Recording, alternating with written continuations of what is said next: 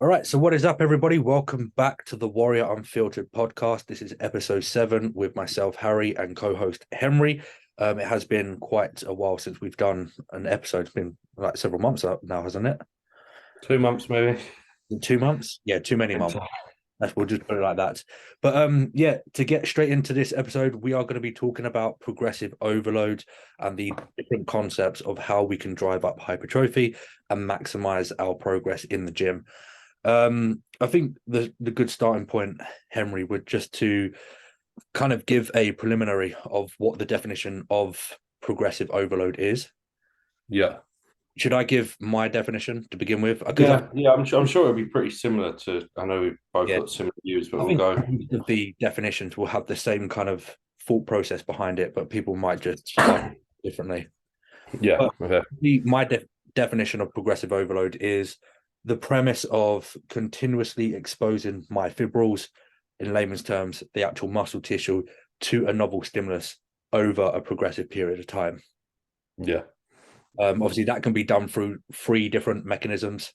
We'll obviously go into those subsections in more detail in this episode, but we all know the basics of mechanical tension, metabolic stress, muscle damage, or muscle swelling. Yeah. So essentially, like you said, you need to be progressively exposing your body to something it hasn't felt before. Like so, it's we're looking at sort of yielding a response from the body, but you're only going to get that exposing it to something it hasn't felt before. So if you go in the gym and do the same thing every week, so like the same weight, same reps every week, your body's not experiencing any novel stimulus. So there's never going to be a response from your body in that because it can manage that stimulus quite well. So it's the novelty of stimulus, like you said, something it hasn't felt that it needs to respond to. And that response we're looking at is going to be the growth of muscle tissue, right? Yeah, 100%. Because obviously that's where that whole controversy and debate can come in, where it's like you've got you've got the left wing who would like to argue that it's all about intuitive training, going off the feel, going off the pump. That's all well and Mm-hmm. good. Then I feel like you don't have that consistency in terms of creating that novelty. Mm-hmm. But Going, this is the argument I always have is like, regardless of whether you track or not, the reason you're growing muscle is progressive overload, whether it's written on a logbook or you're training intuitively, you are progressing stimulus. It yeah, doesn't matter if it's written down or not. So a lot of people argue and say you don't need a logbook. Well, no, you don't. But the essence of how you're progressing is the same for everyone. yeah. The overarching foundation that will underpin muscle growth is progressive overload, and that is what everybody is doing. So just because, as you say, you're not logbooking anything, that doesn't mean by default you're not progressively overloaded. You still are. You are just not logging that Mm-hmm. overload. Well, you're not growing muscle if you're not. So if you're growing muscle, progressive overload's happening in some way or another, whatever. Yeah, Obviously, we're going to go through the ways shortly, but it has to be there. yeah, And also, I think obviously we'll probably get onto it in a bit. Everyone track like you need to track in some way, even if it's just partially, because it'll be like trying to grow without tracking your nutrition. You need some consistency there, at least in my opinion. But yeah. I remember back in my PT days, I used to always say, like, if you were to go off of just like your intuition, how you were feeling in that training session, you could have a really good workout. Anybody can go into the gym and have a really good workout, feel good, get a really good pump, that minor muscle connection and whatnot. But then if you look on paper, did you actually make progression in comparison to last week? If you probably didn't. So if like, let's just use a generic exercise, a bench press. If you've done like 120 in week 1 for 10 reps, but then week 2, you're just going off of like your intuition, how you're feeling, you only done 100 kilos and you got 10 reps, 11 reps. Yeah, you may have felt better in that training session, but you didn't create that novel stimulus. no, no, there's no progress there. No, that's why that's my argument of the whole just going off of your intuition and how you're feeling, that sensation. It can be a really good workout, but on paper you haven't progressively overloaded, you haven't exposed your body to that novelty, and therefore you're not going to create any kind of adaptation. There is no reason for your body to adapt and grow if you haven't exposed it to that novelty. And I think that's where a few like newer trainees get confused. they consider a good session not based off progressive overload, but based off of feel. Like, oh, I got a great pump today. Like that session felt amazing. But yeah, have you actually progressed, or did you just have a lot of pre-workout and got a really good pump? And are you like classing that as a great session? Yeah. And I think the issue Um, as well is a lot of people then, like when you again you've got the left wingers, they will then misconstrue that with you saying that sensation or feel doesn't have any kind of role. It does have a role because that is what creates enjoyment with your training. If you feel like you get a really good pump and that makes you feel better, then obviously that is an attribute to your ability to progress over time. But I would say fundamentally, it's not the key attribute. no, I just think a pump's a good indicator that you're using the desired muscle tissue for what the movement's designed for. Yeah. That's what I use it as. Like if I've got a client who's got a certain movement and say the logbook's progressing, but I'm not seeing progression in their physique, I'll go like, are you feeling X movement in X muscle group? Are you getting a pump there? And that's realistically the only thing I'm using that for. Yeah. Hey, I feel like you can integrate the two. So if you have somebody who does prefer to go off of that feel, that pump, then you can incorporate that within the programming. So you can add obviously the lower loads, higher rep sets, but then Mhm. have your mechanical tension work at the beginning, but that's what you're logging. But then you can chuck more of the pump work, as some people would call it, towards the end of the session where they don't necessarily have to log that. So you're getting Yeah. what we want as the coach out of the client, but then you're also giving them that liberty of doing what they enjoy doing. Yeah, like maybe throwing a couple of like supersets for delts or arms at the back end of a Yeah. session. It would always be, in my opinion, it would be for the body parts that are lower taxing. So as you said, like medial delts, biceps, triceps. I don't see Mhm. harm if you want to chase that pump for those movements and those body parts. Yes, you don't necessarily have to log it. Stick on the end, do those supersets or other intensifiers, so then they can go for that sensation, get a good feel, get a good pump. But then we've already covered the foundation that we're looking at to try and acquire. Yeah, this is what I used to before the training split I'm on now is I would have like a few compound movements or like the sort of heavy hitter movements at the beginning of the session. They were standardized every week. And then when it got to my arm stuff, I just said, I need to do 10 sets of biceps, 10 sets of triceps. Didn't really mind what movement it was, like as long as I'm hitting progressing on the movements that I am tracking. So I've got something to make sure that I am moving forward. Yeah. And a few of my clients do it like that as well. If some individuals just don't like tracking a full session, and that's fine, they can just track a few movements each day, and as long as they're progressing, I'm happy there. Yeah. The meat and potatoes, as I would say. Yeah, basically. Right. So I think if we move on to the different mechanisms. Um, so we briefly touched on those three mechanisms, which would be mechanical tension, metabolic stress, and muscle damage or muscle swelling, also known as. Um, I think a key and interesting question to ask would be what would, in our opinion, what would we think is the most important one out of those three mechanisms? What would we put as the top of the hierarchy and then at the bottom in terms of order of importance? Mechanical tension's by far the most important, in my opinion. Metabolic stress and muscle damage. Metabolic stress second, muscle damage third. Yeah, I would definitely agree. I think obviously if we want to get into some of the literature, I know mechanical tension has been widely postulated as the biggest driver for muscle growth. The other mechanisms are just like subsets of differential metabolic environments that we can create, like that metabolic stress, which is also known as the pump. So that's basically what we were touching on Yeah. prior to when we got onto this part. So I wouldn't say they're profoundly contributive in comparison to mechanical tension, but arguably they do have their role. Yeah. Yeah. It's just not as like you said in the literature, it's very much with points that mechanical tension is the primary driver of hypertrophy. Yeah, I know one in particular. There was a paper where they done a systematic review, and it was papers from 1996 up until 2019, so quite recent. And I think there was like over 30 papers that they reviewed, and they were saying they were looking at the advanced RT, so resistant training techniques such as rest pause sets, widowmakers, low load, time under tension, or agonist and antagonist movements such as like pull and push movements. They all kind of suggested that they do have their role. However, mechanical tension will elicit always the highest magnitude of internal tension, aka that stimulus. Yeah. So I think, you know, the takeaway that we can take from like that systematic review would be these people are saying in all of these papers that they all kind of play their role, but we have one that is relatively more superior than the others.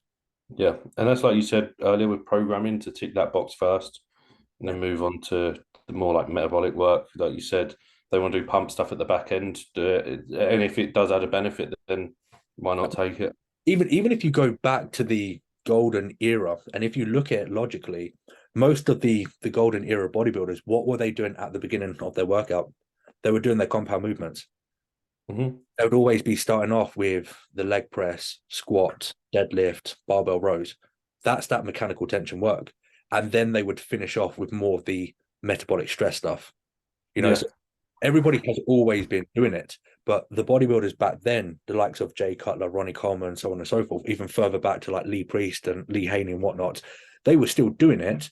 But the science and the literature just wasn't as popular back then in terms of people talking about it. But they were still technically doing it. Yeah. That's we've just now brought it into fruition that we can see now we're aligning the literature with what people have always been doing. Yeah, I agree. It's just that's how I would set up a session anyway. The only reason, I think we discussed this before, that I would do it in reverse is just more from an injury prevent. Like if someone's got pre-existing injuries, say knee injuries, I'd put metabolic work first to sort of allow you to use less load for the mechanical tension stuff. But that's obviously a rare occurrence that would need to be the case. Yeah, I think the caveat there as well would be you still wouldn't backload those compound movements. They just would be in the middle. Because Yeah. if you come from prevention of a risk of injury, you don't want to Mm. be that right at the end because obviously if they're pre-exhausting the muscle and they fatigued it out too much, then they're going to lose their stability, coordination, balance, and whatnot. Yeah. That can probably be more problematic if you're sticking a squat right at the end of the training session. But yeah, I've done that the same. Where if I know I have somebody who is really, really strong on a compound movement, but they're currently nursing an injury, then I might have them pre-exhaust. So let's use a leg day for an example. I might have them do their adductor work at the beginning just to warm everything up.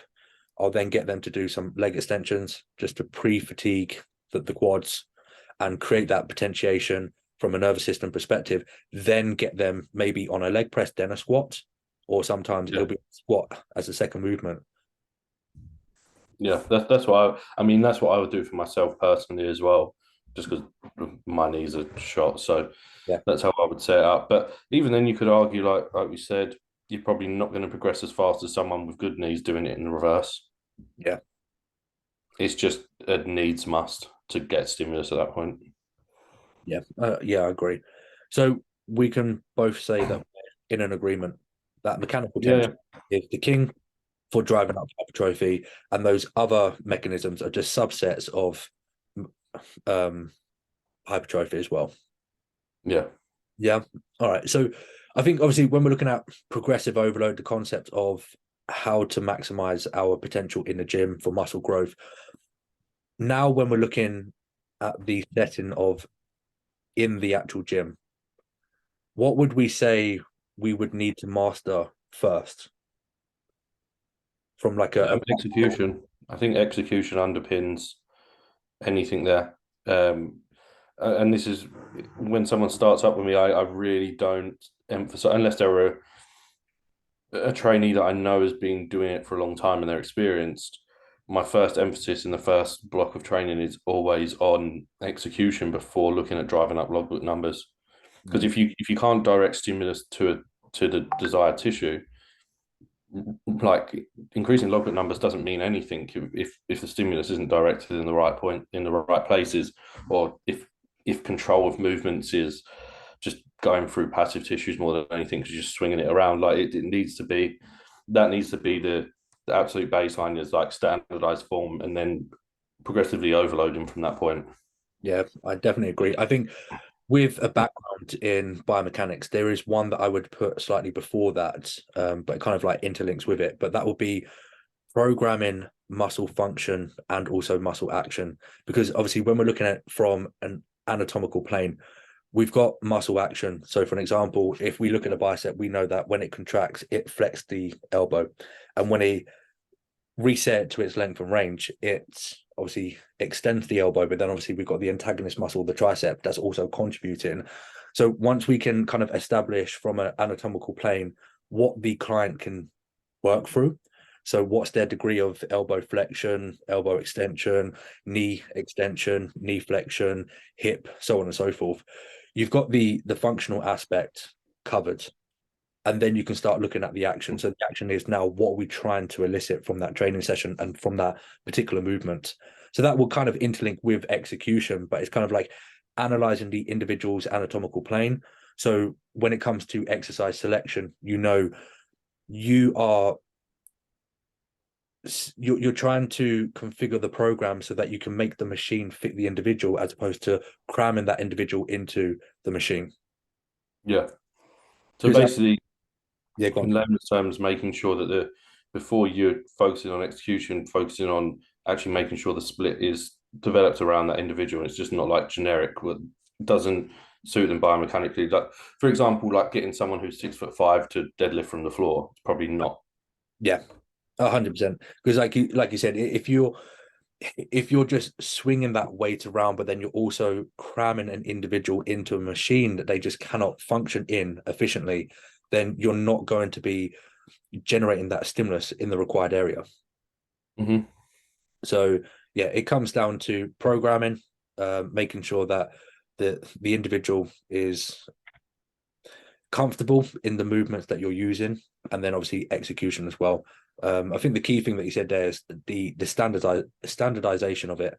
So it's the consistency. I think also it's not just standardization of your execution. I know this one it's really prevalent in this industry, and it's the inconsistency of people changing up their workouts, Mm-hmm. training session after training session after training session, because there was that whole narrative a few years back when it was the whole, you've got to constantly shock the body if Mm-hmm. you want to drive up muscle growth. But we need to be looking at general movement competency demand. So it's like your movement patterns of those exercises over a consistent period of time, so that you can get really fucking good at those movements. And then that's where you create that standardization of your execution. And therefore, consequently, you're always going to get that stimulus where we want that stimulus to be. Yeah. I've also got another thing that I'd put quite high up on the importance as well, would be training intensity or Mhm. intensiveness, as we've gone over that. But That's a debate. Yeah. Yeah. Yeah. but what I've seen before, people that I've worked with is like, so I've looked maybe 8 weeks into, and this was prior before I started getting clients to send over videos of their training. This is sort of when it highlighted that the necessity of that, was client would get like 8 weeks through, and I've had a look at their logbook, and you see like progressions every single week in the logbook, but there's not much happening in the physique. So like, let's see a video of these movements, right? If if you're not training close to failure, even if you're progressing your numbers, if you're progressing in like 6-7 reps from reserve every week, there's not new stimulus there. You need to be training within that close proximity to failure and taking progressions within those effective rep zones, like 0 to 3 reps in reserve. Realistically, are the areas you want to train. So if you're like 7 reps in reserve and you take a 1 rep progression the next week and it's like 6 reps in reserve, there's not really much going to happen there. You've got an extra number on the logbook, but because you're training so far away from failure anyway, doesn't mean anything. Yeah. Yeah. 100% agree. I remember listening to a podcast. It was the optimal physique development, Joe Jeffrey's podcast, and Yeah, he was yeah. about the programming aspect, and he said, like, to interlink with what you're saying there, how you'll get a program sent out to a client and they'll come back to you and they say, oh, I'm just finding it really easy. Like, can we Mhm. increase the volume? But then it's like the program shouldn't be easy on paper. It shouldn't be easy. And most of the time, the problem lies with the intensity that the client is putting in. Mhm. If you work on actually improving the intensity, like you said, with the whole reps in reserve, etc., with their perception of what they perceive as failure in comparison to what they're actually capable of achieving, that training program should, in theory, be a lot more Mhm. challenging than what they're making out to be. Yeah, because it's a very strange sport. I mean, not everyone listening to this will be bodybuilders, but physique development, let's put it. Every other sport, you're trying to make it as easy as possible. Like, I want to do this as quick as I can. I want to do this in the easiest way. For us, it's looking at a session and going, right, how can we make this as hard as possible? Like, how can I put the most tension through this muscle with these given sets to me? So, how intensely can I train? How accurate can I make that stimulus? And realistically, I think someone who's at a high level of training and really knows their stuff and understands their body, you could give them 2 sets of leg press, 2 sets of leg extension, and you could absolutely smoke them. Yeah, yeah, yeah, So there's nothing to do. You don't need fancy intensifiers. You don't need 40 sets. It's about what you're doing within those sets. yeah. As they always say, it's all the way. It's always about the quality, not the quantity. Yeah. Um, yeah, I definitely agree. There was something that I was going to touch on, but I've completely lost my train of thought. Um, I think, yeah, going back to what you said, like how people want to get in and out of that gym as quickly as possible. I think Mhm. in that context, that's where you could arguably say things like intensifiers could have their merit from like a time efficiency standpoint, because I Mhm. always like to use um this expression of we always strive for optimality, but sometimes practicality is more optimal for an individual than Yeah. optimality itself. Like we know that with the literature that we read through, mechanical tension is always going to be the most optimal way of driving up hypertrophy. But then you might have an individual who only has an hour to get into that gym. They won't have that time to really go through a full workout with the kind of intent that we would expect them to go in with. Mhm. So then that's where I think you could argue things like intensifiers do have their place.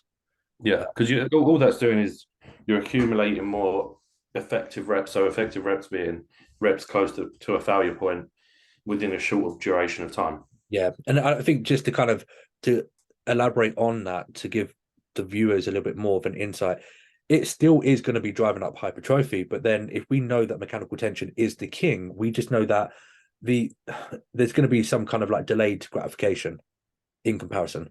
So you're still Mhm. going to see that hypertrophic response, but it's not going to be as profound in comparison if you had more time at hand to focus predominantly on more mechanical tension work. Mhm. But then the argument there is if you don't have the time, there's no point stressing it because you go, oh, but I could make more, but you can't because you don't have the time to do that. So you just Exactly. got to work within your means. Like you said, optimality is very much a subjective thing. I think just for the individual, what's optimal for them. Yeah. They've got an hour to train. You can't fit 3 hours worth of training in that. So you're going to have to do something that you're at least you're going to get more progress than doing nothing. So 100%. Yeah. Um, would you think there's anything else to add in there in terms of what we should be mastering first of all, in terms of no, so just to wrap it up for that bit, then make sure the training plan is actually designed for the individual. yeah, To the point you was making, then make sure that execution is nailed, that stimulus is being directed to the appropriate tissue, and that you're training hard enough to actually elicit some sort of stimulus. And from that point, that's like the baseline set that you then progress from. yeah, I would agree. So I think we can move on to now. Obviously, we've spoken about everything in theory with some context of what we would be looking at from a practical application standpoint. But in practice, what would you say the other methods of progressive overload are over time? So, like, I would say to begin with, we're looking at training frequency. That's Mhm. one, because we just spoke about those three fundamental mechanisms of mechanical tension and whatnot. There are other means and other methodologies of creating that progressive overload outside of that context of Mhm. just mechanical tension, etc. And one of them being training frequency. So, the exposure of a body part more frequently over a bout of 7 days. Yeah. Yeah, go on. So essentially, I just look at it as total sets per body part per week, and like if obviously spreading those out across the week, depending on how much someone trains. But realistically, if you there's only so many sets you can do per body part per day as well before it's so taxed that, like you said, it'll get a point where increasing frequency. So to be fair, you're only going to get away with that for certain muscle groups, right, that recover quickly. But say, for example, medial delts, you can hit that 3 times per week. Yeah, easily. So Yeah, you could say if, for example, if you want to grow your medial delts, hitting them once per week, and you've just got a shoulder session, increasing frequency and put in some medial delts at the beginning of one of your leg days or one of your pull days, increasing that frequency to 3 times a week, that's progressive overload, right? You're exposing it yeah. more frequently across 7 days. Yeah, 100%. Like with my athletes, I like to term that just like you're topping up the volume across that Yeah. frequency. So what would you say the order of importance would be with, like, would you say initially focus on the total amount of sets that the individual can handle across a week, then look at increasing the frequency? Or would you first of all look at how much do we want to expose that body part across about 7 days, and then look at the total Yeah. net? So what I do when I program is I get a spreadsheet out and write for each body part, and then I color code them dependent on. And this is more for the upper end trainee. For someone who's just started, it's just fixed across the board, really. But based on strengths and weaknesses, color code it green, orange, red. That will decide how much volume per muscle group, and then I'll literally just get a fresh template of a training plan out and just spread them all evenly across a week. So I'm not someone who really does just like push pull legs generics. Like I'll literally look at the session at the end once I've written them out and decide what the name of the session is, just Yeah, as long as I've got a certain amount of sets. And so I wouldn't say anything takes, I priority. don't prioritize anything over another when it comes to progressive overload. Like I will make sure we're getting what I consider linear progressions, which will be load and reps, progressions in set volume, like in volume across a week. So like gradually adding sets until the point where they can't recover from it. And then, to be fair, I don't use set intensifiers overly too much. Yeah, It's just not some. There's no reason why. It's just not something I do. Obviously, it's a means of progressive overload, right? But I wouldn't say I would prioritize any over the other. I would just use all of them because you're going to yield like positive benefits out of having them all in. yeah. I think I would always prefer to use like straight sets, a working set and a backload set for my clients that I'm working with, because you've got more time to really um teach them the quality Yeah. of execution and efficiency. Whereas if you just say, okay, we're going to chuck in a load of intensifiers, as we said earlier, when we're looking at the actual intensity of those intensifiers, you do see a massive decline in their overall output. So I would always favor that over intensifiers. However, I have used them. I wouldn't say that I've never used them. I have used them, but that's mainly in that context of if I have an individual who doesn't have ample amount of time in the gym, they've got a time constraint, we chuck them in so that we can Yeah. get net volume done in a shorter time frame. Yeah, I use them myself. I use my arms are probably my weakest muscle group, and I use a lot of supersets for my arms at the back end of sessions, just from a time perspective. Would would it be more effective for me to do straight sets? 100%. But I just don't have 3.5 hours to be in the gym to do that. So I just make do with what I can. Yeah, I think some honorable mentions as well, but we can maybe get into this in a part two episode. For me, it would be, this is now getting more into the nuance. This is like looking at manipulating the profile, just Mhm. changing the strength profile of a machine can change the stimulus and where that stimulus is being provided throughout the range of motion. And then another one would be like exercise sequencing. So, for an example, like we said earlier, about if we have an individual who is nursing an injury and we had that compound somewhere in the middle of the training session, once we fully nurse that injury, they're back to good health, then we can swap order of exercise and we can bring that compound to the front load of the of the workout, and then there we've obviously got a bigger capacity to progress that over time because we're going to go into that movement fresh.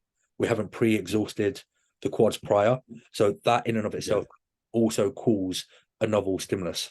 Mm-hmm.